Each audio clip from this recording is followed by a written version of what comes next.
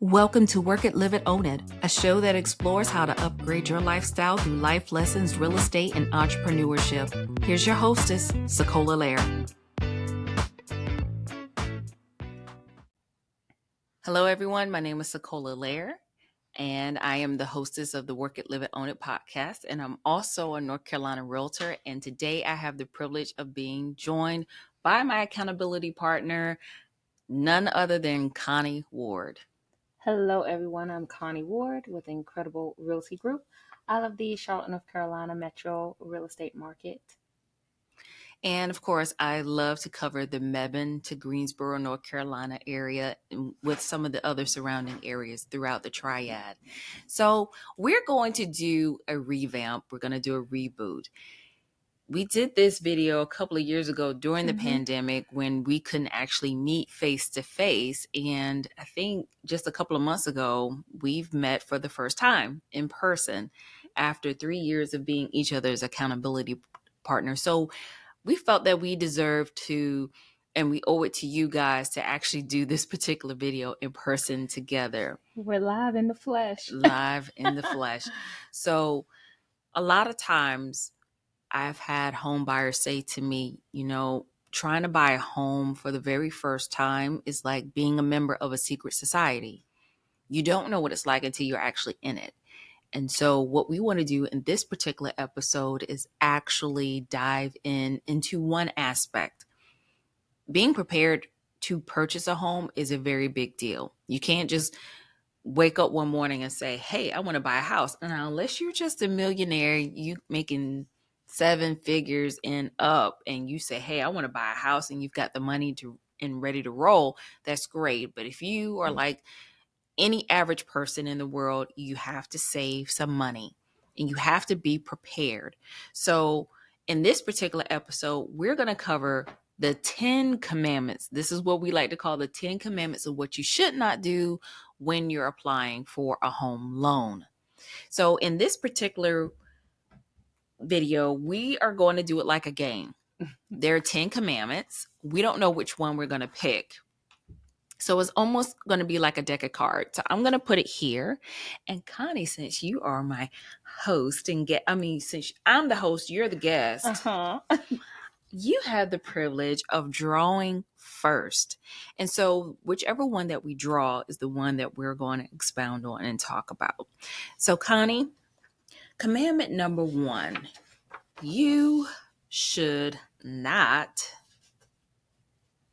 I need a drum roll or something. I feel like I got 2 sheets at once. You did. Go ahead and take 2. Help yourself. Alrighty. You should not co-sign a loan for anyone. That's a good one. Yes, this is a very good one. And so one thing that I think that we generally like to do is kind of dispel myths, right? And I think for quite some time, different schools of thought around co-signing. And some people believe that when you co-sign, it's that you are maybe partially responsible.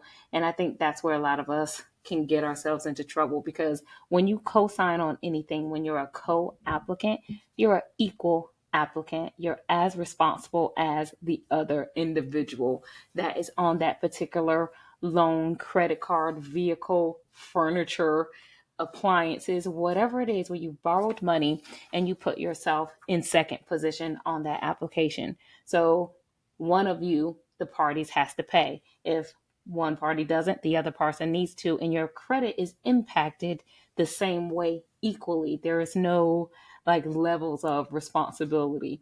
And where this can hurt you the most when it comes to purchasing a home is with your DTI, which is also known as your debt to income ratio. And so we have this scenario quite often, especially I find it prevalent with young adult children, maybe college age children, teenagers, that maybe the parent or parents, caregivers have co-signed for them for a vehicle.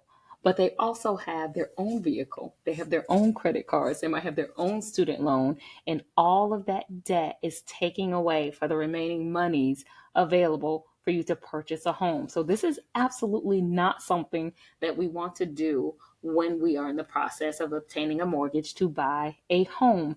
We don't want to co-sign on any new loans. Now, if you've already co-signed and you're in that position where you might have more debt and you're carrying more debt than your income can really carry, then that's a conversation that we need to have. But if you're not already in that position, definitely do not co-sign. Right. Okay. I agree. And you also need to think about taking steps to getting your name off of that particular line of credit. I think that's the most important thing, especially when you're on the cusp of making a major purchase.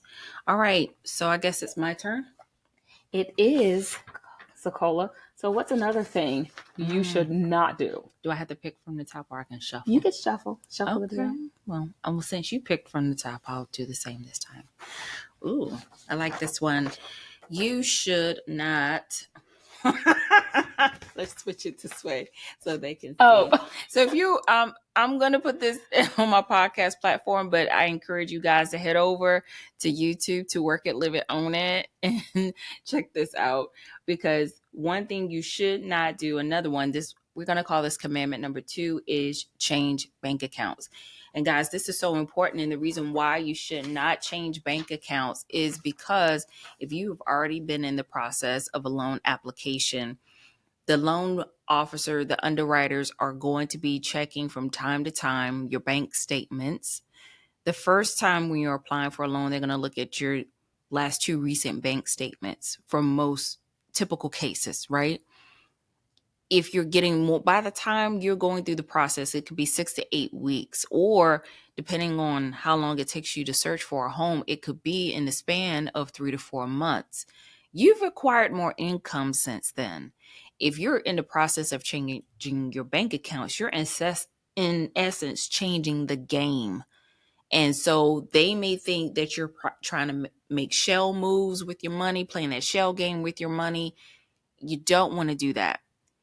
Even if you're upset with your bank and they've done something to really make you mad and you want to sever that relationship, hold off on changing your bank accounts until you actually finish closing on your loan. Now, it's not to say that you can't open up a new bank account, because we've had a lot of out-of-state buyers who've had out-of-state banks and they want to open up a new account locally, and that's fine. But here's what I would advise you to do. Communicate effectively with your loan officer and make them aware of what you are doing, and then they will advise you properly on what to do. But overall, do not change your bank accounts, okay? Most important, until after you have keys in hand and the deed is recorded. so SaCola, you know me very well, and you know that I'm a self-proclaimed comedian, and so I have a lot of cheesy catchphrases and things that I think that they're hilarious. Yes, But you do. sometimes people don't laugh. However, I like to give people relatable things that they get used to remember. And so I'm going to take my phone out because I know many of you that are watching this on YouTube. If you're listening to it on uh, Spotify or another podcast. Well, they can watch the video on Spotify as Oh, well. that's right. Mm-hmm. You might not be able to see me. However, you can visualize. Okay, so you know we all like to take selfies, right? And so this is our financial makeup, right? This is our bank account.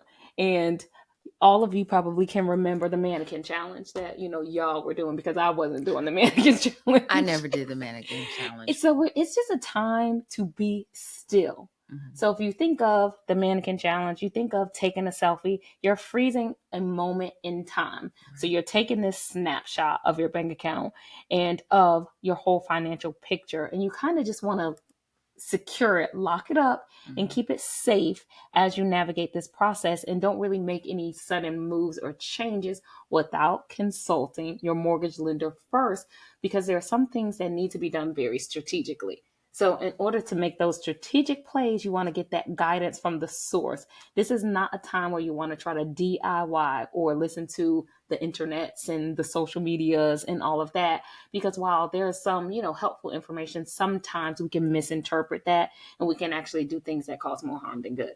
So remember, selfie challenge or selfie in the mannequin challenge. That'll help you. All right. All righty. So what else should we not do? Well, Connie, we should not. Make large deposits without first checking with your loan officer. Like mattress money. I'm sorry. Okay. I know some people who do that. Mattress money is a real thing. All right. Let's talk about that. Cloud money that just Yeah. falls out Just the sky. mhm, Yeah. Uh-huh. absolutely. Why is that? Why should we not make large deposits in our account? I mean, so what if we got an inheritance? What if we received an inheritance or nice big tax refund check, which, Mm-hmm. some people do get large tax Right. refund checks or got a bonus from their job. Right. Okay. Why what's the issue with that? What's the harm? So there can be monies that are sourced, right? Money that is well seasoned. We don't sprinkle some Lowry's on it and some, whatever seasoning you like to use, Mrs. Dash or Dopo. So we want to make sure that money is seasoned, it's sourced, right? It's from a trackable Mm-hmm. source. It could be an employer bonus. It could be an inheritance. It could be a tax return. Maybe you sell an asset, a vehicle. Maybe Mm-hmm. you have a motorcycle and you're not going to drive it anymore and it's paid off and you're going to sell it. Well, those are things that we can substantiate, right? We can get receipts for that. There's a trail. Mattress money and money that falls out the sky cannot be traced. Therefore, a lot of times they will not allow you to use those funds towards purchasing a home because they cannot identify where it came from, and it needs to be money that has been seasoned in your bank account for 60 days or more. Okay. So that's the issue with the mattress money, is that you have to explain and have proof of where the monies came from. Right.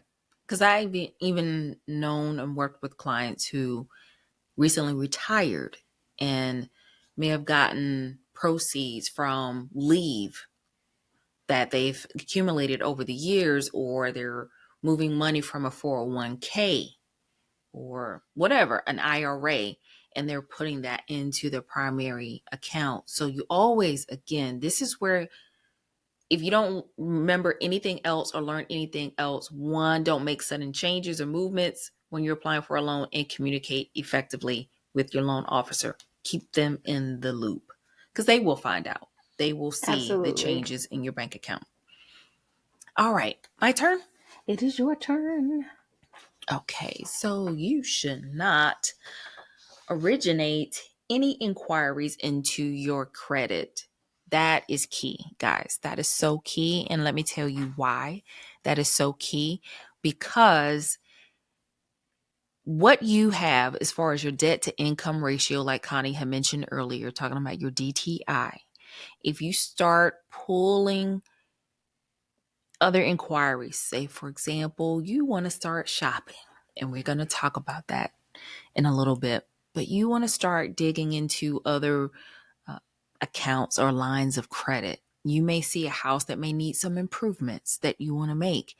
Hold off on doing that until you actually have secured the home. Reason being, the more you pull on your credit, and it does a hard pull, the number your credit score will start to drop. And when your credit is pulled originally, when you're applying for the loan, it may be one number. And then the more you're doing inquiries, your credit score will start to drop. And so then your loan officer and the underwriter team is going to start wondering, hey, why all of a sudden is your credit score dropping? What are you doing? Again, that mannequin challenge, you want to freeze frame in time. Usually on average, buying a home is about 6 to 8 weeks. Right. Mm-hmm. Worst case scenario, 8 weeks. Sometimes it can be a little bit longer. Right. 30 to 45 days is how I would put it. 30 to 45 days. So make sure you hold off on things that you really want to do. Okay. So don't Right. have anyone else start pulling your credit for any reason whatsoever, unless it's your loan officer. Okay. And they will inform you if they have to do anything like that. Okay. And it can also give the impression that you're overextending yourself, right? Maybe your debt to income ratio, that DTI was already tight, right? And we have to stay in line. Sometimes we have front and back end ratios that we need to stay within. And if you're on the line, that one extra line of credit can put you over. And so now you no longer qualify for that particular loan program. You may still qualify for a loan, but that scenario could change drastically, especially when it comes to things like grants or down payment assistance or other pools of money that you may also be obtaining, and that impacts what you qualify for. You may have heard horror stories from friends or family members, or even out, just in the internet, where someone was very close to closing on a home. They went out and got a line of credit. They bought appliances, furniture. Those are the big ones usually. They go to a home improvement store, right? Take out a credit card, and now they no longer qualify, and the transaction falls apart. So we do not want that to happen to you. All right, Connie, I think you're up. All righty. What else? So you should not.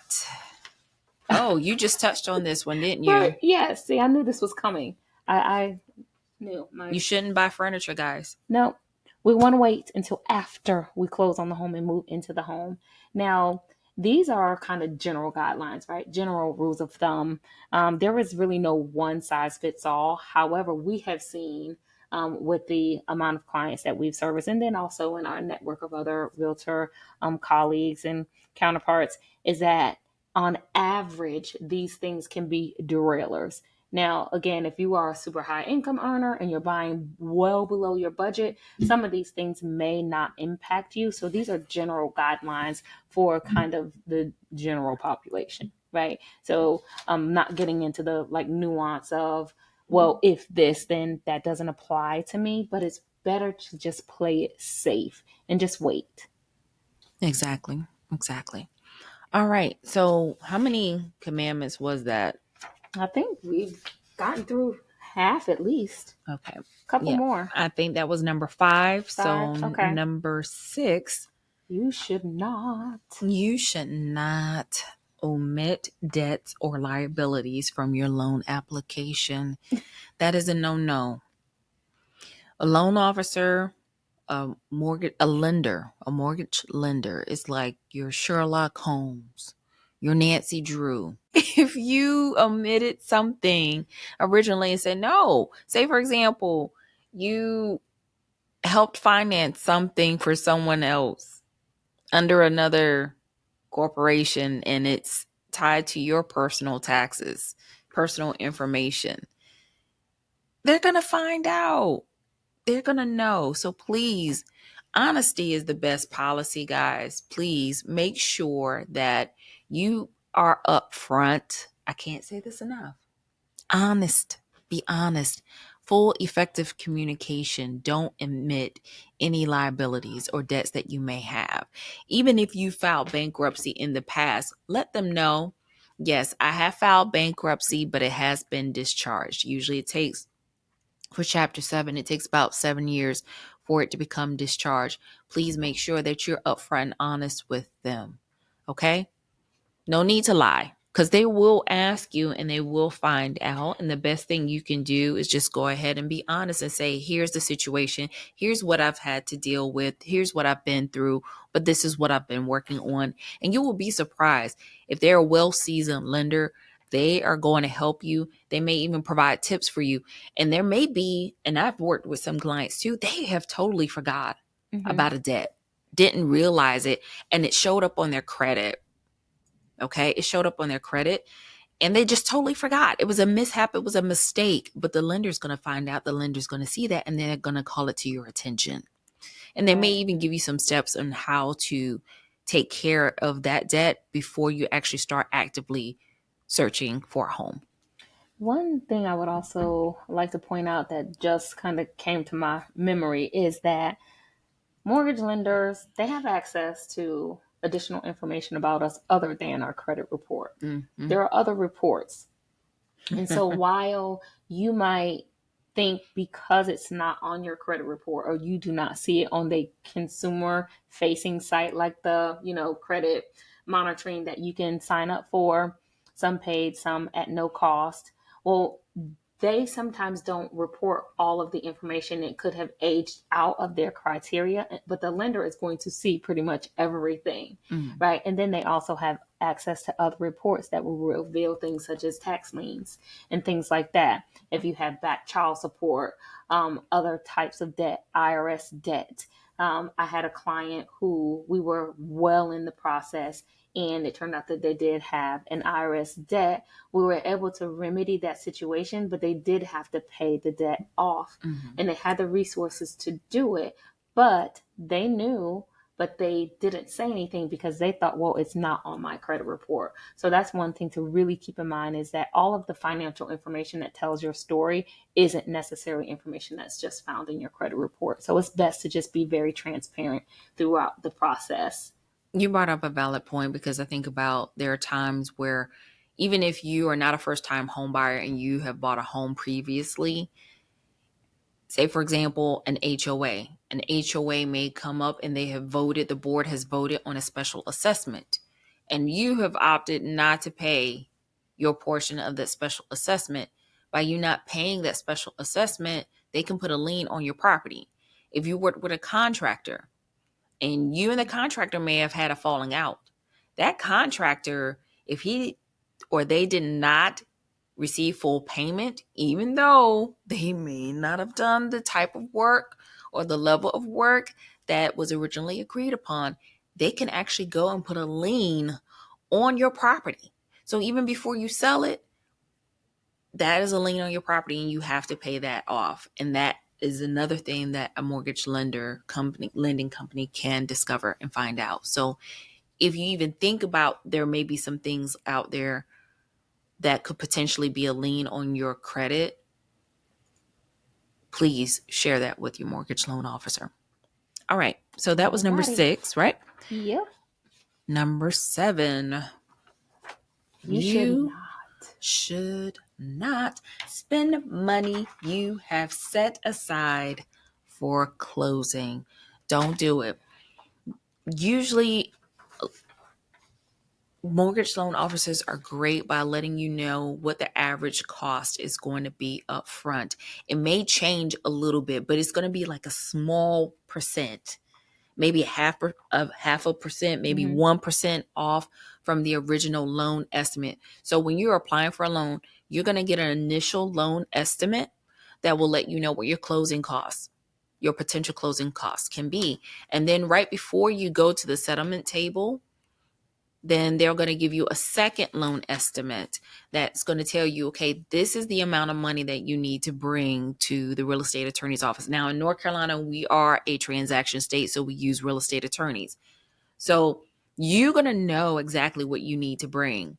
They're also going to check and ask for a bank statement sometimes right before you close to make sure that you have that money set aside. If you start spending that money and you don't have that money, you may not be able to get to the settlement table to close and get the keys in hand. So make sure you don't touch that money. Hands off, don't touch that. Okay? Remember, we're frozen. We are Mm-hmm. not making any big changes in our financial picture during this time. Absolutely. Alrighty, so we are approaching the finish line of the Mhm. things that we should not do. All right. So number What's 8, next? number 8 is your turn, Connie. Oh, okay. Let's see. You should not. Use charge cards excessively or let your cards fall behind.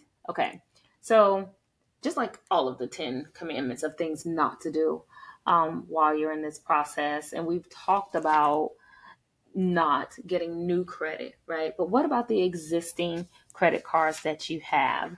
So we talked about DTI, debt to income ratio, Mhm. and how our debt existing and new can impact our debt to income ratio. Well, the lender has already done that calculation, right? And they've determined what you qualify for based upon your income and your debt, and Right. also your assets, maybe how much money you're putting down in those estimated costs, cash to close funds, right? So if you, let's just say hypothetically, you have a credit card and your limit is $10,000. And when you got pre-qualified, you had only had $2,000 in utilization, Mm-hmm. right? Well, now you've maxed that card out. Well, that has significantly changed your debt to income ratio because now your monthly payment is higher and you probably have impacted your credit score as well. That's one of the worst things that you can do as far as your credit score is concerned. It can drop pretty quickly and drastically by maxing out a credit card, or getting a new loan. So you don't want to use your credit cards beyond what you had already been using them. So if you kind of use your card and you charge, a reoccurring expense, you pay it off, you charge, you pay it off, and that's what you normally do, and that's what your credit report looked like when they pulled it and gave you your pre-approval letter, then that's kind of how you want it to stay, right? Right. And you definitely do not want to let anything fall behind.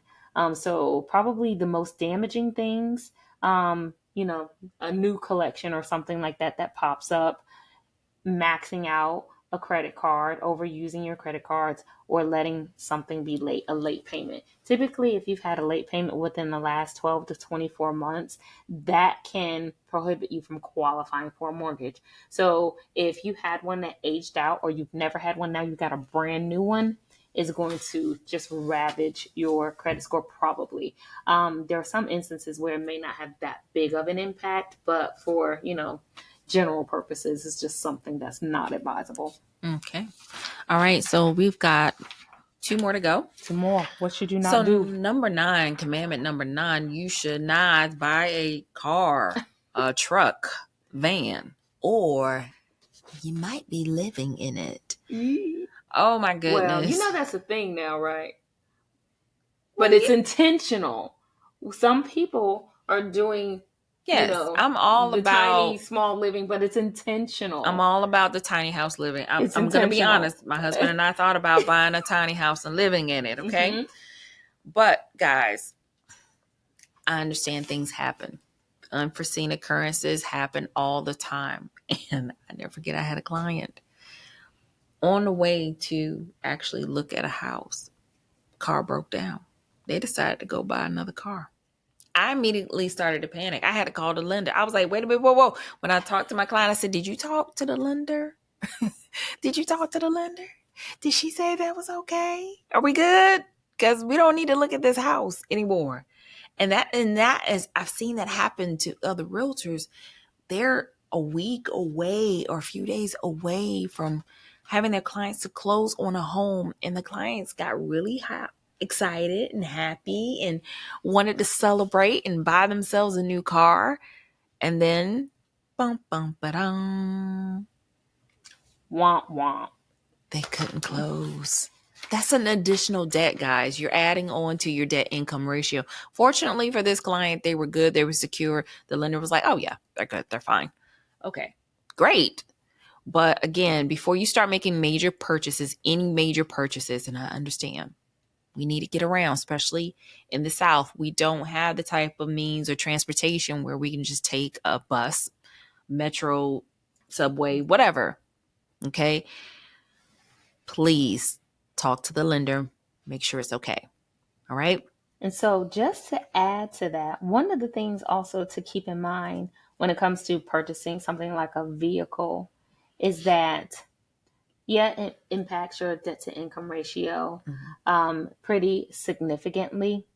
But also, sometimes people assume that the lender won't find out. So we've already talked about keeping things from your lender, right? We talked about excessive spending, and some of these might seem a little redundant, but it's because these are real life things that have happened. And some people do it because they think the lender already pulled my credit, even though they know it might impact my debt to income ratio. But they're thinking, well, they already checked my credit, and so I'm in the clear. You are never in the clear until you close, the deed is recorded, and you get the keys in your hand and the utilities have transferred into your name.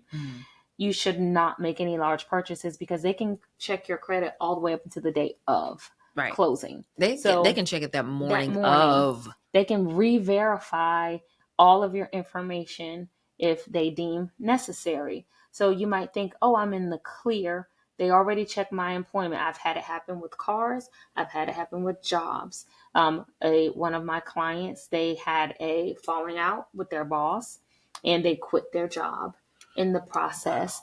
And they thought we were not going to find out because, oh, they already verified my employment. we're going to close and I'll just get another job and everything will be okay. And it was not.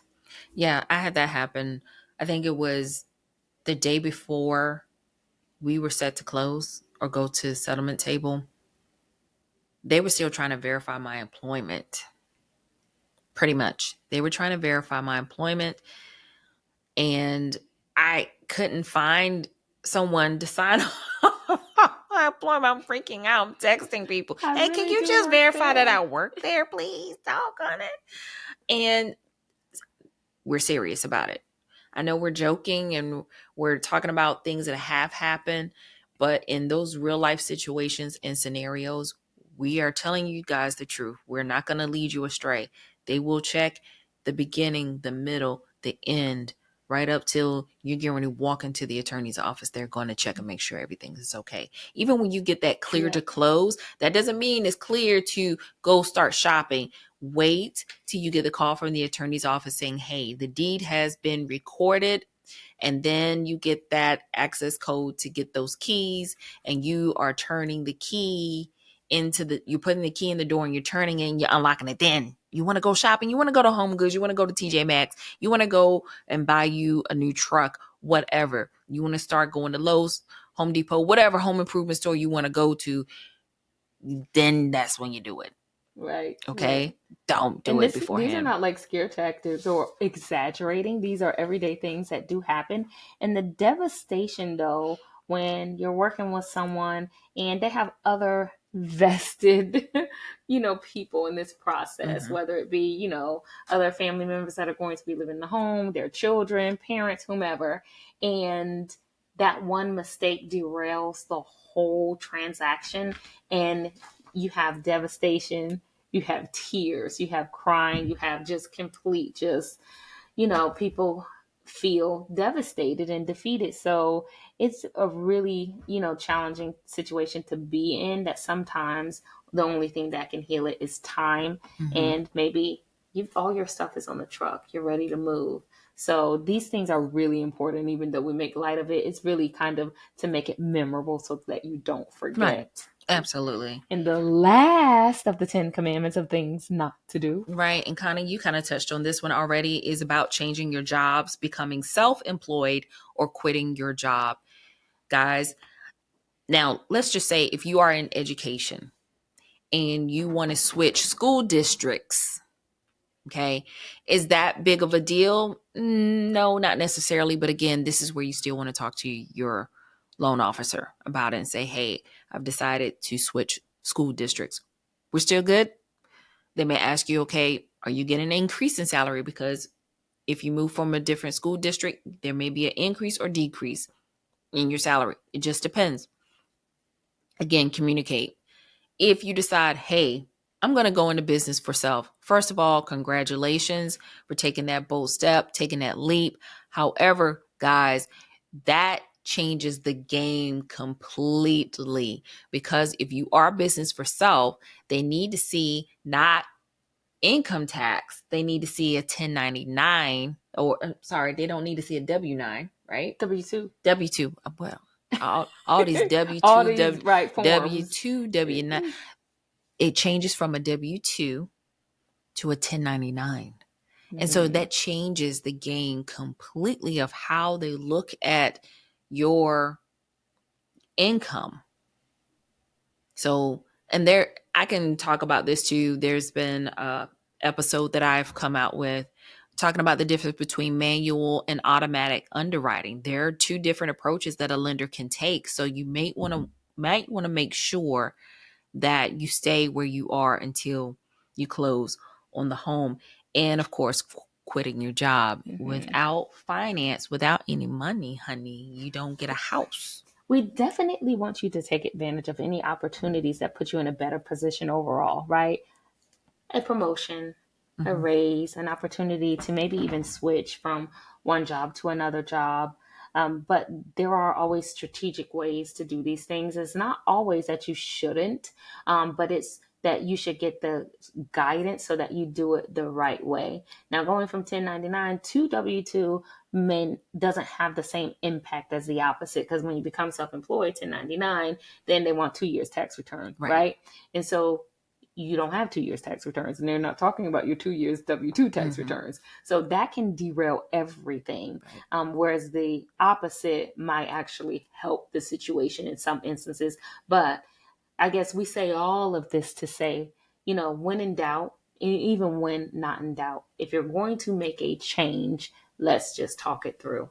Talk to your loan officer, talk to your real estate professional, and let them give you the guidance that you need to make the best decision to keep things moving in the right direction. Absolutely. Well, Connie, thank you so much for joining me in person this time to actually go over the 10 commandments and what you should not do. And guys, listen, I know that was a lot of information in a short amount of time, but thankfully I have a PDF. So if you want to reach out to me, email me at info@workitliveitownit.com and say, I want the 10 commandments. And I will email you back a PDF of the 10 commandments. Also, I will email you and gift you a magazine in PDF format of what you... Can I talk today? What you can expect. I need more tea. I do. What to expect during the home buying process, because preparation is key. All right. And staying, what they say, being forewarned and being, what is it? I feel like those popular people on television can't get a quote. Right. Well, I make up my own. Forewarned is forearmed. There we go. This is why I make up my own phrases, right? We want to live in the realm of reality. That's what I call it. But in all seriousness, our ultimate goal, right, and everything that we do as we educate, buyers about the home buying process, we do want to educate and empower you to make the most informed decisions possible. Right. That's our goal. So again, thank you for tuning in to this particular episode. Connie, we're going to have Connie back to talk about more real estate related topics. Don't forget to work it, live it, own it in your everyday life. And again, if you want that PDF, just email me at info@workitliveitownit.com. And Connie, by the way, if someone is looking in the Charlotte metro area in North Carolina, what is the best way for them to get in contact with you? Well, Google Connie Ward Realtor, and you'll probably find me on all the socials everywhere. My website is conniewardrealtor.com, and you can also find me at Cake and Real Estate, where we talk about all things from cake to real estate and everything in between. All right, that wraps it up for this episode. Take care, guys. Bye, guys.